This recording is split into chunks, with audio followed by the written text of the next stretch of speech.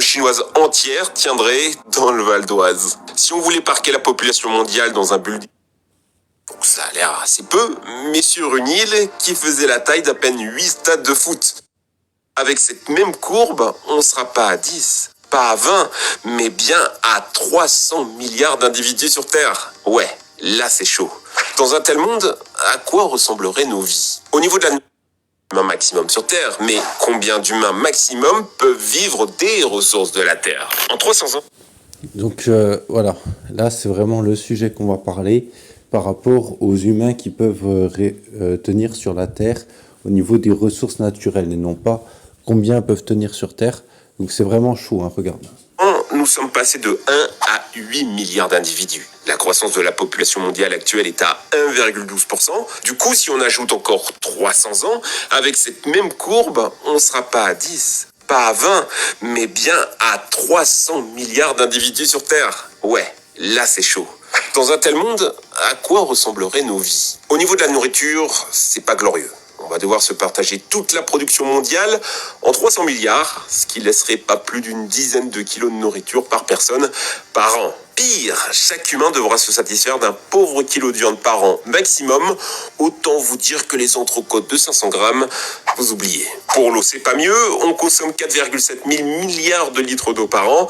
Et on est d'accord, c'est déjà bien la galère. Sécheresse, restriction. Eh bien, pour une planète à 300 milliards d'habitants, il en faudrait 1000 fois plus par jour. Pour nous sauver de cette situation, il faudrait désaliniser massivement l'eau des océans, ce qui est très énergivore. Or, avec notre production énergétique actuelle, on n'aurait que 2,5 kWh à partager par personne et par an, ce qui représente pour une année 230 expresso à la machine à café. En réalité, dans ces conditions, la population mondiale s'autorégulerait naturellement par manque de ressources.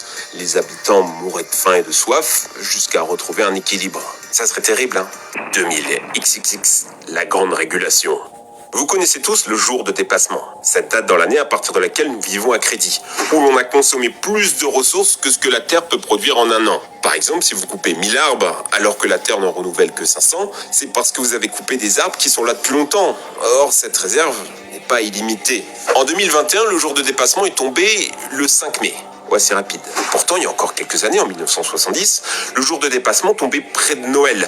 En 1960, on n'arrivait même pas à consommer la moitié de ce que la Terre produisait en un an. On était 2 fois moins nombreux dans le monde, et nos problèmes actuels, nos grands-parents ne les avaient pas. Certains économistes estiment que 5 milliards est la population idéale terrestre pour ménager les ressources. Mais il y a un gros défaut dans leur calcul, c'est qu'il inclut les inégalités entre pays.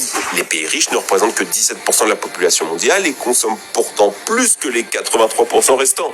Si on voulait être égalitaire et que tout le monde sur Terre puisse vivre comme un Américain sans dépasser nos ressources, on serait limité à 1,9 milliard d'individus. C'est chaud, hein? Alors c'est quoi nos solutions?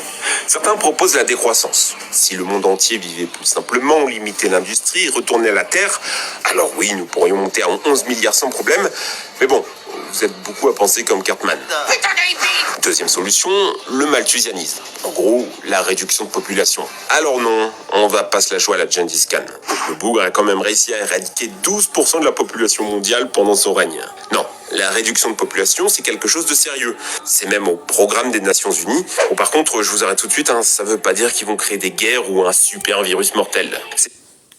Bah écoutez, les guerres avec ce qui se passe en Ukraine, hein, par exemple, hein, pour prendre qu'un exemple, un super virus mortel, le Covid, hein, par exemple. Plutôt des programmes pour réduire en douceur la natalité. Par exemple, un député écologiste proposait une grève des ventres avec suppression des allocations familiales après le 2e enfant. Le problème, c'est que ce genre d'idéologie, elle passe moyen. Il y a la religion, il y a la méfiance contre les gouvernements et il y a les tensions ethniques qui montent, qui font se dire à certains qu'on fait la guerre par les ventres, par le nombre de naissances qui, en démocratie, donne un nombre de votants et donc une victoire politique sur le long terme. Et puis, plus sérieusement, même quand quand on veut appliquer ce genre de politique, ça marche pas. La Chine, pendant 25 ans, a pratiqué la politique de l'enfant unique. Ça a produit un désastre. On cachait les enfants en les privant de soins et d'éducation. On tuait les petites filles jusqu'à avoir un petit garçon qui perpétuerait la lignée familiale. Et le pompon, c'est que malgré tout ça, la population a quand même augmenté. 400 millions de personnes en plus, alors même que les règles se durcissaient. Je ne prendrai pas ce chiffre pour dire que c'est un échec. Ça n'a pas marché. C'est pour ça que les politiques préfèrent la méthode douce, en passant par l'éducation, des femmes particulièrement. En accédant à des voies professionnelles enrichissantes, elles auront moins envie, ou ne seront plus contraintes, à se dédier à une vie de mère. Là. D'ailleurs, à propos de ça, on a des choses qui sont sorties, comme quoi tout ce qui était féminisme et justement tout ce qui est pour que la femme aille travailler, la femme au lieu de rester à la maison ou au lieu voilà tous les mouvements aussi féministes, tout ça, en fait que tout ça c'était de la propagande en fait qui avait été fait pour qu'en fait le monde parte dans ce sens-là justement par rapport pour faire de la population en moins au niveau des naissances, hein, tout le mouvement LGBT, etc. Je dis pas que je suis pour, je dis pas que je suis contre, je dis juste que voilà, à la base, il y a vraiment eu un mouvement par rapport à ça qui a été fait, qui a été financé pour retourner les cerveaux par rapport à ça. L'écologie est presque là pour se justifier à soi-même. Après, je vais vous avouer, tout ceci est long, incertain et pas forcément efficace. En réalité, le seul moyen de sauver la planète, c'est la science. Alors oui, elle est très décriée aujourd'hui. On dit qu'elle est idéologique, marquée ethniquement, outil du gouvernement. Mais les gars, c'est elle qui va sauver vos enfants de la famine. La nourriture, par exemple. Je vous apprends rien si je vous dis que la viande, écologiquement, ça consomme bien. Là-dessus, la science cherche des solutions. Viande synthétique, steak d'insectes, shaker de protéines comme fit. Et voilà, quand vous mangez des trucs industriels justement à base de viande, ça devient chaud, hein, ça devient chaud pour la santé. Il va parler après des OGM, etc. Les gars, dans quoi est-ce qu'on est en train de manger là actuellement? Quand on va au supermarché, qu'on n'est pas dans les magasins bio et tout, qu'est-ce qui nous flingue la santé? Qu'est-ce qui fait justement cette dépopulation, etc. On est en plein là-dedans, les gars. C'est la réalité. C'est la réalité. Et du coup, par rapport à ça, tout à l'heure, il parlait de pauvres, etc. Quand aujourd'hui, tu as des gens qui se retrouvent avec 500 balles par mois, même des gens qui travaillent avec 800 euros par mois, soi-disant des temps partiels, etc., qui ne le sont pas vraiment, parce qu'il peut y avoir des 3 rounds par jour, etc., des heures supplémentaires pas payées, enfin bref. Donc en fait, quand on est en train de rentrer dans tout ça, avec les prix qui augmentent, l'inflation, tout ça, au final, tu te rends compte, vraiment, on est en train de passer dans une phase où vraiment ça risque d'être les uns contre les autres, hein. Clairement, c'est qu'au final, alors on va commencer on va reprendre le dessin. Donc là, au fur et à mesure que le temps passe, en fait, ici on a une surpopulation. On a une surpopulation. Du coup, ils sont obligés, donc avec les TikTok et compagnie, de monter l'idiocratie. Voilà, parce que si l'idiocratie et il n'y a pas des propagandes en masse, etc., pour faire de l'idiocratie, de faire les gens à la flemme, etc., tout ça, voilà, ils sont obligés d'augmenter ce niveau entre les riches et les pauvres pour qu'il y ait un problème au niveau des pauvres. Et du coup, ça monte les revenus des riches en même temps. Parce que du coup, vu que les riches deviennent de plus en plus riches, c'est obligatoire parce qu'en même temps, il y a l'inflation. Pour devenir riche, ça devient de plus en plus cher, etc. Et c'est la raison pour laquelle, de toute façon, aujourd'hui, si tu veux, tu as du 80-20, comme on disait au niveau bancaire, que tu as 20% en apport et 80% en crédit. Tu vois, le système il est conçu comme ça. Donc en fait, si tu veux si tu veux faire de la finance, que tu veux commencer à mettre à ton compte, faire des choses, etc., et que tu comptes pas aujourd'hui sur tout ce qui est mis en place au niveau du gouvernement, ce qui est mis en place au niveau bancaire, etc., ça va pas jouer parce qu'en fait, si tu veux, ils ont déjà mis ces outils-là en place et fait en sorte que ça devienne élitiste et que si tu fais pas les choses comme il faut, ben t'as pas le budget, tu vas pas pouvoir le faire. Ils contrôlent les algorithmes, ils contrôlent tout. Donc du coup, voilà, par rapport à ça. Et donc en fait, on en arrive à une conclusion, et je mettrai d'autres vidéos sur le sujet, c'est que on va devoir se retrouver à profiter de l'idiocratie, d'accord? L'idiocratie, profiter de l'idiocratie pour pouvoir survivre en fait. Pour pouvoir survivre. Voilà. Et justement, ils essayent de faire passer ça de façon éthique pour que le peuple ne se révolte pas, qu'il n'y ait pas les religions qui se révoltent, etc. Moi, ça fait des années que je suis éveillé, que voilà, je vois les choses qui se passent, mais je deviens fou. À la base, je devenais fou en disant, mais c'est quoi ce monde dans lequel on vit, qu'est-ce qui se passe, etc. Depuis que je suis enfant. Depuis que je suis enfant, je me rends compte de tout ça. Donc si tu veux, voilà, on se retrouve dans un monde comme ça, moi, que je me rends compte depuis que je suis enfant, mais à un moment donné, pour survivre, on va pas avoir le choix que de nous-mêmes profiter de cette idiocratie. Quand tu regardes aujourd'hui, si tu veux, les tarifs qui sont injustifiés partout, euh, que même, voilà, le fait de manger à l'extérieur et pas chez soi, ça devient de l'idiocratie de nos jours. Voilà, c'est en train même ça de passer dans cette catégorie. Le fait de payer un loyer, c'est de l'idiocratie. Tu donnes de l'argent à un propriétaire qui a fait son crédit à la banque. Donc voilà. Et tout est comme ça. Tout est comme ça. Tu vas vouloir économiser sur tes courses, à pas manger bio. Parce que même les magasins bio, d'ailleurs, ils se gavent.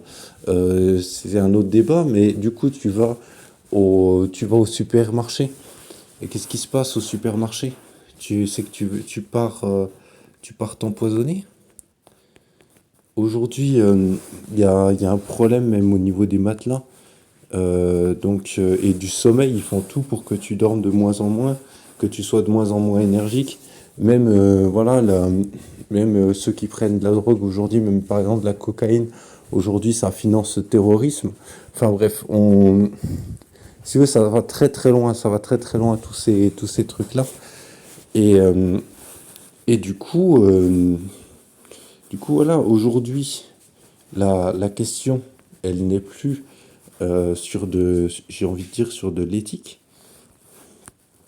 La question aujourd'hui, là, quand je parle avec des entrepreneurs d'aujourd'hui, aujourd'hui, de toute façon, la question n'est plus sur l'éthique. Ceux qui peuvent se permettre aujourd'hui de faire de l'éthique, c'est des gens qui limite, qui sont déjà millionnaires, quoi, qui ont déjà du patrimoine, des bobos, tout ça, ou des gens qui ont fait le choix de partir dans la médiocrité, dans la survie, etc., de l'auto-sacrifice, en fait. Et qu'aujourd'hui, ceux qui vont survivre, ceux qui vont être en forme, tout ça, ils vont rester tu vois, dans cette barrière de légal. Et encore, tu vois, au final, tu sais, j'entendais encore une interview il y a quelques jours. C'est qu'au final, oh, qu'est-ce que ça fait, ça?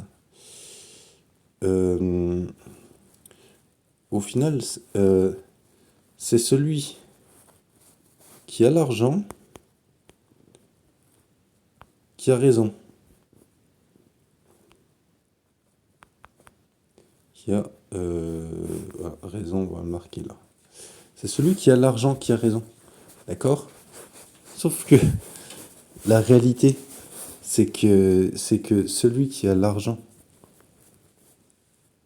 c'est celui qui a profité de l'idiocratie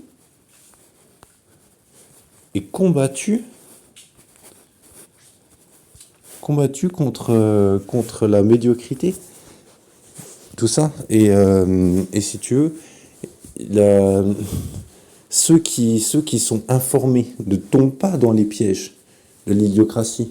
Quand on va vendre des choses à l'idiocratie, les gens éveillés vont voir les choses. Donc au final, ça va faire une genre de sélection naturelle qui va faire remonter l'argent.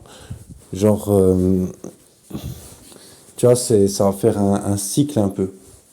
Enfin, je vous trouverai d'autres vidéos sur le sujet, mais, euh, mais ce que je veux dire, c'est qu'au final, la, la vente à l'idiocratie, et c'est ce qu'on peut voir beaucoup sur Internet, hein. Aujourd'hui, tu vas sur Internet, hein, tout ce qu'on te vend quasiment, voilà, c'est de l'idiocratie partout, dans toutes les pubs, dans tous les trucs, partout, partout, partout. Je sais pas si tu le vois. Si tu tombes pas dans le panneau, bah tant mieux. Et si tu tombes dans le panneau, eh ben voilà, t'as dû bien voir qu'il y avait des problèmes dans ce que tu recevais, dans les services que tu avais, etc. Pour le prix que tu as payé. C'est qu'aujourd'hui, il y a un très très gros problème de vente à l'idiocratie. D'ailleurs, ça se propage en masse sur Internet et même dans les boutiques, etc. Partout, partout, partout, partout. Donc du coup, voilà, par rapport à ça. Et donc, effectivement, en boutique physique, encore, comme je disais, c'est assez simple de s'en sortir, on va dire, sur des offres un peu plus normales.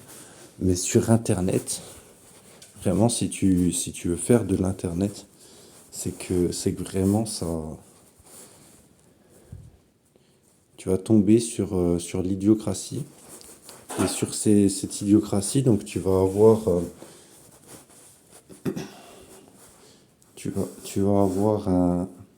bon, tu vas avoir un genre de truc.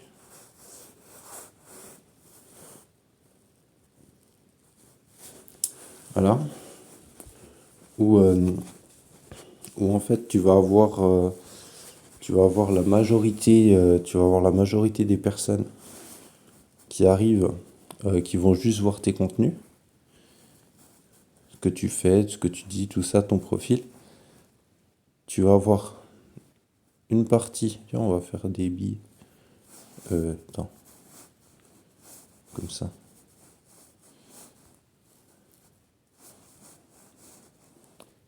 Voilà.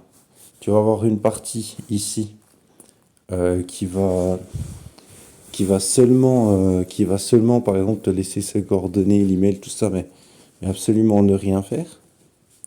Tu vas ici avoir une petite partie ici qui va acheter deux, trois trucs vite fait. Et tu vas avoir une minorité ici qui va vraiment, c'est vraiment l'idiocratie pure, quoi. Qui vont vraiment acheter n'importe où, n'importe quoi, tout ça. Voilà, qui sont vraiment en mode idiocratie. Et quand tu regardes, bah voilà, s'il suffit que tu aies quelques gens comme ça, tu sais, la plupart des gens sur Internet, voilà, ils vivent, ils survivent, je dirais, juste avec ça. Et qu'aujourd'hui, s'ils font de la pub, aujourd'hui sur Internet, c'est juste pour trouver ces gens-là. Parce qu'à un moment donné, les autres, ils sont épuisés, tout ça, et il faut passer au suivant. Et si tu veux, ils trouvent ces gens-là, et voilà, ça va vite, quoi. Donc voilà, moi, j'ai toujours essayé de rester correct. Mais même quand tu restes correct, de toute façon, euh, tu as correct aussi si tu veux, par rapport au service. Tu as correct par rapport à ton service qui est fourni. Et tu as correct par rapport au prix. Sauf qu'en fait, si tu veux, avec tout ce qui est problème de surpopulation, des salaires, des taxes, etc., c'est qu'il n'y a plus correct par rapport au prix. C'est que même si tu restes correct, tu dois rester correct dans le service. Sauf que derrière, tu as les coûts publicitaires et tu as les taxes et tu as tes charges salariées, etc. Donc au final, tu peux plus, même si tu le veux, tu peux plus vendre de pas cher. Et donc en fait, tu peux ici mettre un service de qualité. Moi, j'ai un ami avec qui on parlait, oui, c'est quoi aujourd'hui pour lui, tu vois, un ami riche, pour lui, c'est quoi un, un truc éthique? Il m'a dit, c'est simple. Il m'a dit, moi, mon éthique, aujourd'hui, c'est même pas de faire de la qualité sur le service qui est produit ici, ni de l'éthique au niveau des prix. Il m'a dit, pour moi, l'éthique, c'est que les salariés qui travaillent pour moi, je veux qu'ils gagnent bien leur vie. Voilà. Il m'a dit, pour moi, l'éthique, c'est ça. C'est pas le reste. Donc voilà, en fait, cette surpopulation aujourd'hui, elle remet tout en question, même au niveau de l'éthique, parce que au final, on passe dans un monde de survie où ça va devenir de plus en plus concurrentiel, de plus en plus dur. Aujourd'hui, on est en concurrence directe. On nous a tous mis sur une méga ville qui s'appelle Internet, sur laquelle voilà, on se retrouve en concurrence directe avec les Africains. On se retrouve en concurrence directe avec les pays de l'Est. Pendant qu'il y a eu la crise de Covid, pendant qu'il y a eu la guerre en Ukraine, etc., t'as les pays de l'Est qui se sont gavés. Aujourd'hui, la Bulgarie, c'est devenu quasiment au niveau de la France avec les taxes en moins. Tout l'argent aujourd'hui, t'as beaucoup d'argent dans l'Union européenne qui part pour les autres pays, dont la Bulgarie, quand aujourd'hui on n'est plus à priorité non plus, qui sont en train de couler la France en parallèle. Ils font du n'importe quoi au gouvernement. Et donc voilà, on peut pas compter sur le gouvernement dans tous les cas. Et même la France, de toute façon, c'est si vous en profitez pas par rapport au système de crédit, etc., ben à un moment donné, je pense qu'il risque de devoir envisager de la quitter, quoi. C'est vraiment le mode de survie. Après, voilà, si vous êtes aujourd'hui, vous vous sentez encore à l'aise, etc., que vous voulez pas vous réveiller maintenant, ben, tant pis pour vous.